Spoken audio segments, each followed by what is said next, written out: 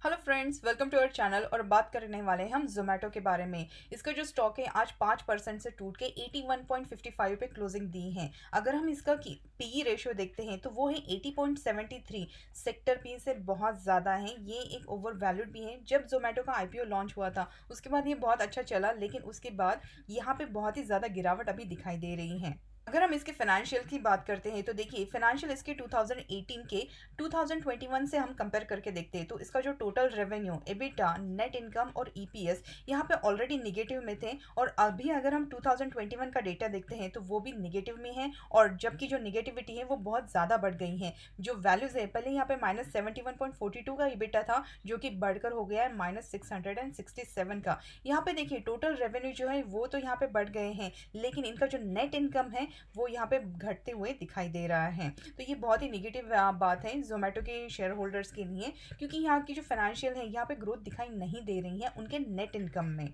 News की अगर हम बात करें तो यहाँ पे देखिए, 6 जुलाई को न्यूज़ आई थी, 2021 की बात है।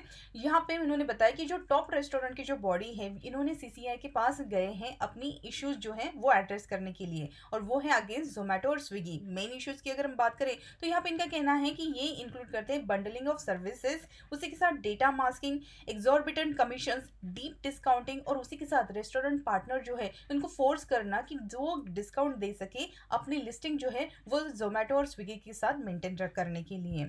यहाँ पे एनआरएआई यानी कि national restaurant association of India, इनको ये जितने भी रेस्टोरेंट इंडस्ट्री हैं, रेस्टोरेंट पार्टनर्स हैं, इनके कुछ इश्यूज थे वो इन्होंने एड्रेस किए हैं सीसीआई यानी कि fair trade regulator competition commission of India.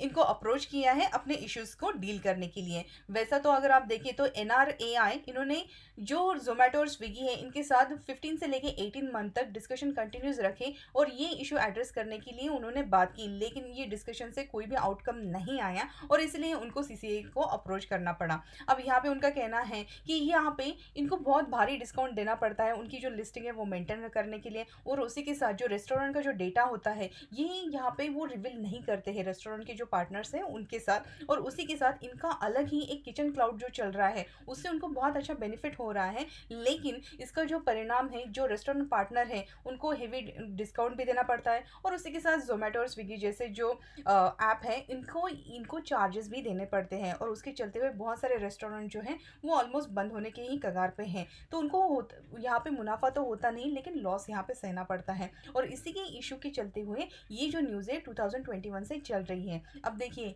Issue तो बहुत पुराना है, लेकिन मीडिया में जब भी ये चीज़ें आती हैं तो उसका असर यहाँ पे हमारे स्टॉक मार्केट में भी दिखाई देता है। अगर हम कंपनी के फाइनेंशियल्स की बात करें तो यहाँ पे देखिए, ईयर ऑन ईयर बेसिस पे ग्रोथ तो दिखाई नहीं दे रही है। नेट जो प्रॉफिट है वो यहाँ पे निगेटिव में जा रहे हैं। ये लॉस मेकिंग कंपनी है। जब ये ऐसी कंपनीज, इनका जो ऐप है, इनका जो मॉडल है ये बहुत अच्छा है, लेकिन लॉस मेकिंग कंपनी है, जब ये यहाँ से प्रॉफिट मेकिंग कंपनी बनेगी तब जाके जोमेटो जैसे स्टॉक को यहाँ से आने वाले फ्यूचर में फ़ायदा होते हुए दिखाई दे सकता है, लेकिन अभी तो ऐसा कुछ भी दिखाई नहीं दे रहा है। अगर हम यहाँ पे जो मार्केट एक्सपर्ट है उनकी अगर बात सुने तो ये देखिए, 21 को यहाँ पे जो शंकर शर्मा है इन्होंने कहा है कि I like to buy danger but I will not take blind और crazy risk in stocks like Zomato और नाइका। मतलब इनका यहाँ पे कहना है कि ये जो स्टॉक्स है यहाँ पे निवेश करने की इनकी तो कोई खास राय नहीं है, और अब गिर रहा है स्टॉक तो इसलिए फॉलिंग मार्केट में ऐसे स्टॉक्स को उठाने की भी इन्होंने यहाँ पे किसी को राय दी नहीं है।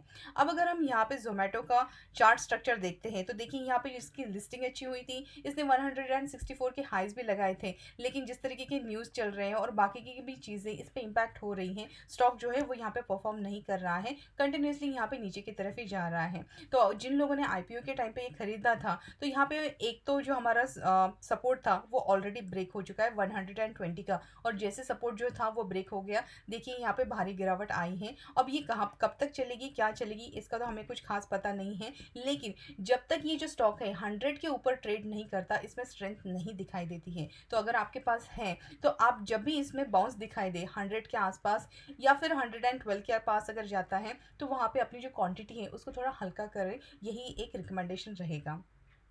नए निवेशकों के लिए यहाँ पे बाइंग की कोई रिकमेंडेशन नहीं है। ऐसे स्टॉक जो है उसमें उससे दूर रहे तो ही आपके लिए बेटर रहेगा। बाजार में बहुत सारे बाकी के विकल्प भी हैं जहाँ पे आप इन्वेस्ट कर सकते हैं अपना पैसा। अगर ये वीडियो आपको पसंद आया है तो please like share and subscribe और कमेंट सेक्शन में हमें बताइए कि आपको क्या लगता है जोमेटो के बारे में। और मिलते हैं हमारे अगले वीडियो में। Thank you so much.